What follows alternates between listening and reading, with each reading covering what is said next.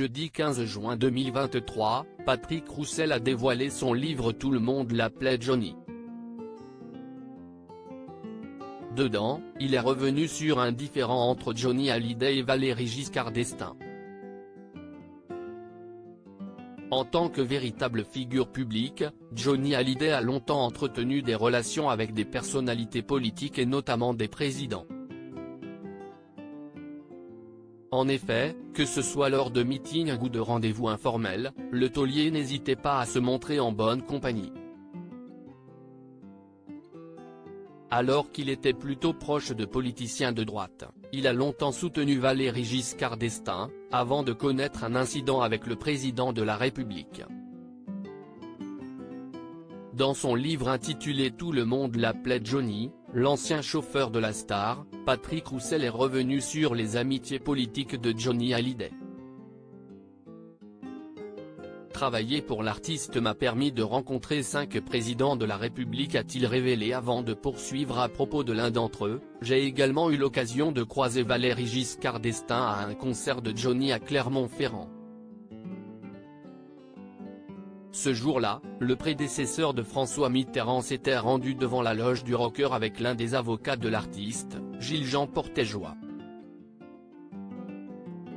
Alors que les deux hommes voulaient discuter avec la star, tout ne s'était pas vraiment passé comme prévu. Johnny Hallyday victime d'un contrôle fiscal après avoir croisé Valéry Giscard d'Estaing. Après l'arrivée de Valéry Giscard d'Estaing devant la loge de Johnny Hallyday, Patrick Roussel s'était entretenu avec son patron. Il s'est rappelé dans son livre « Je suis allé prévenir Johnny de la présence de l'ancien chef de l'État, mais le chanteur m'a aussitôt répondu d'un air irrité, lui, je ne veux pas le voir. » De quoi faire partir le principal intéressé. Et si l'idole des jeunes avait refusé de rencontrer l'homme politique qu'il soutenait auparavant, c'est pour une bonne raison. En effet, lorsque Valéry Giscard d'Estaing était encore au pouvoir, il avait rencontré Johnny Hallyday dans des conditions assez spéciales.